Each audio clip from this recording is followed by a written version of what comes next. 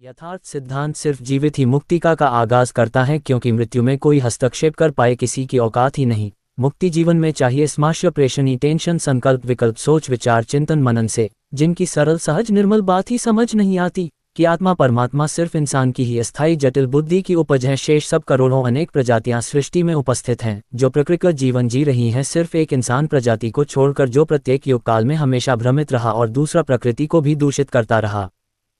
अस्थाई जटिल बुद्धि से बुद्धिमान हुए गुरु शिष्य, जो एक ही थाली के चटे बटे गुरु दीक्षा लेकर शब्द प्रमाण में बंद कर तर्क तथ्यों से वंचित होकर सिर्फ अंधभक्त समर्थक अंधविश्वासी भीड़ों की भीड़ कट्टर सोच वाले लाखों करोड़ों बाली पंक्ति में खड़े हैं, वो सिर्फ अस्थाई जटिल बुद्धि से मानसिक रोगी हैं, जिस रोग का नाम है नार्सिसिज्म है। उनके लिए तो बिल्कुल भी नहीं है।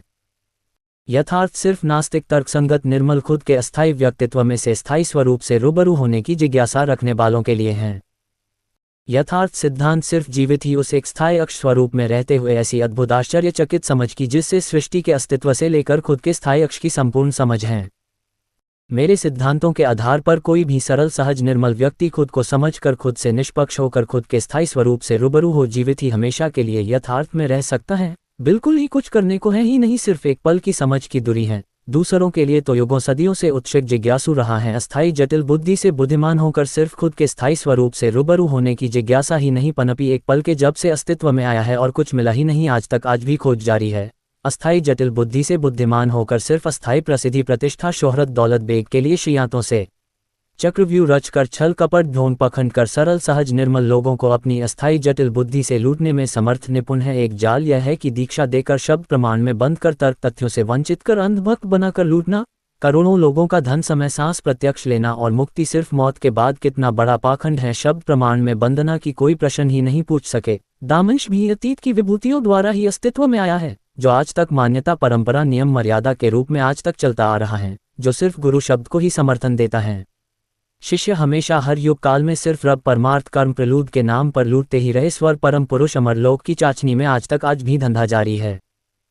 अस्थाई समस्त उन्नत विशाल भौतिक सृष्टि में सब कुछ उन्नत सूक्ष्म भी तो प्रत्यक्ष रूप से विराजमान है, तो फिर अप्रत्यक्ष रहस्य गुप्त दिव्य अलौकिक अध्यात्मिक का स्थान कहाँ है? अस्थाई जटिल बुद्धि से बुद्धिमान हुए चलाक होशियार शैतान शातिर बदमाश षड्यंत्रों चक्रव्यूह छल कपट ढोंग पखंड कर सरल सहज निर्मल लोगों को श्रद्धा आस्था प्रेम विश्वास के इमोंसल कर रब कर्म गुरु शब्द करने पुण्य पाप का डर खौफ भय डालकर सिर्फ अपना हित साधने जैसे खरबों का साम्राज्य खड़ा कर प्रसिद्धि प्रतिष्ठा शोहरत दौलत बेग के शिकारी चंद ढोंगी गुरु, जो मान्यता परंपरा नियम मर्यादा के साथ दीक्षा के साथ ही शब्द प्रमाण में बंद कर तर्क तथ्यों से वंचित कर सरल सहज निर्मल लोगों को अंधभक्त समर्थक तैयार करने की सिर्फ एक प्रक्रिया है।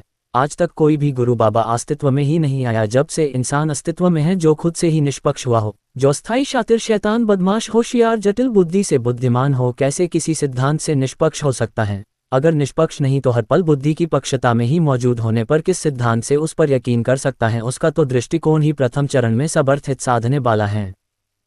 सर्वश्रेष्ठ इंसान इंसानियत भूलकर हैवानियत की ओर अग्रसर हो रहा है, तो प्रकृति सिर्फ एक मिनट के निर्धारित अपने नियम का उल्लंघन कर दे तो अस्थाई समस्त उन्नत विशाल भौतिक सृष्टि अस्त व्यस्त हो जाए तो कुछ भी नहीं बचेगा सारी कायनात में। इंसान प्रजाति खुद का तो मानसिक संतुलन खोने के कारण बहुत सी आपदाओं का सामना करना पड़ सकता है, क्योंकि प्रकृति के तंत्र निजाम में हद से ज्यादा दखल कर चुका है, तो अपना और धरती अस्तित्व खत्म करने की और बहुत ही आगे बढ़ चुका है। जल जंगल वायु अंतरिक्ष में बहुत ही अधिक दूषित कर चुका है, जिससे पर्यावरण अस्त व्यस्त हो गया है। उसके परिणाम सामने आ रहे हैं। धर्म मजहब संगठन मानवता को और विज्ञान प्रकृति को बहुत अधिक नुकसान पहुंचा चुके हैं और लगातार पहुंचा रहे हैं। लगता है बहुत जल्दी मानवता और धरती का अस्तित्व खत्म हो जाएगा।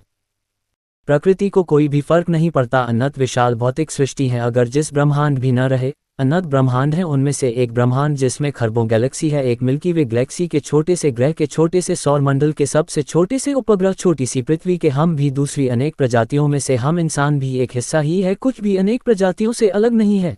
किस सिद्धांत तर्क तथ्यों के आधार पर खुद की अस्थायी जटिल बुद्धि से बुद्धिमान हो कल्पना के शिकार हुए हैं? अस्थायी समस्त अनंत विशाल भौतिक सृष्टि के रचयिता बनने की पदवी मानसिकता ले रखी है। प्रकृति के तंत्र के आधार पर हम अस्थायी समस्त अनंत विशाल भौतिक सृष्टि का हिस्सा हैं, आसानी से समझ सकते हैं। निर्मल होकर अगर अस्थायी जटिल बुद्धि को निष्क्रिय करके खुद से निष्पक्ष होकर, खुद के स्थायी स्वरूप से रूबरू होकर, सारी कायनात में स्थायी कुछ भी नहीं है, फिर क्यों कुछ होने के शिकार हुए हैं और कल्पना के शिकार हुए हैं, जिसमें उलझकर अपने अनमोल सांस समय नष्ट कर देते हैं और सत्य से विमुख होकर असत्य को ही सत्य मान रहे हो। सत्य अस्त्य कुछ है ही नहीं, सिर्फ इंसान के मस्तक का भ्रम है और कुछ भी नहीं है।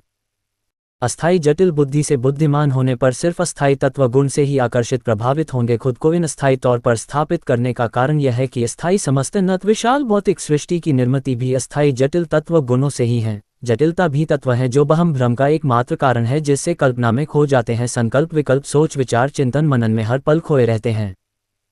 समस्त इंसान प्रजाति इंसानियत को भूलकर दूसरी अनेक प्रजातियों से भी वत्र हो गई है। दूसरी अनेक प्रजातियां प्रकृति के तंत्र निजाम का स्वागत कर जीवन व्यापन तक ही सीमित है, मस्त है। सिर्फ एक इंसान प्रजाति ही अस्त व्यस्त है जब से अस्तित्व में है। अस्थाई समस्त नत विशाल भौतिक सृष्टि से हमेशा जो प्रत्यक्ष है असंतुष्ट ही रहा है। कुछ और काल्पनिक कहानियों उपन्यासों नाटकों के आधार पर आधारित कुछ ढूंढने की होड़ में ही रहा है। अतीत से लेकर अब तक पर वो सब मिला ही नहीं, आज भी खोज जारी है। प्रत्यक्ष सृष्टि में अप्रत्यक्ष क्या हो सकता है? अगर होता तो आज तक मिलता। प्रकृति का तंत्र है जो समक्ष है, उसका ही हृदय से स्वागत कर संतुष्ट मस्त रहो। वर्तमान का लुत्फ अप्रत्यक्ष के लिए खोना मानसिक संतुलन खोना है और एक रोगी बनकर रहना है, जिसे नर्सिजीम रोग की संज्ञा से मैं वर्णित करता हूँ। अतीत की विभूतियों ने भी यही सब किया, उसी को मान्यता परंपरा नियम मर्यादा के साथ लागू किया था, जो आज भी गुरु शिष्य की परंपरा के रूप में चर्चित है। जिससे गुरु दीक्षा देकर शब्द प्रमाण में बंद कर तर्क तथ्यों से वंचित कर अंधभक्त कट्टर समर्थक तैयार कर सिर्फ अपने हित साधने के लिए बंधुआ मजदूर बनाकर पूरा जीवन इस्तेमाल करते हैं। मुक्ति परम निर्माण का लालच देकर और कर्म प्रलुब्ध रब गुरु के शब्द कटने का डर खौफ भय डालकर, जो एक कुप्रथा सिद्ध हो रही है। यथार्थ सिद्धांत सिर्फ जीवित ही मुक्तिका का आगाज करता है, क्योंकि मृत्यु में कोई हस्तक्षेप कर पाए किसी की औकात ही नहीं। मुक्ति जीवन में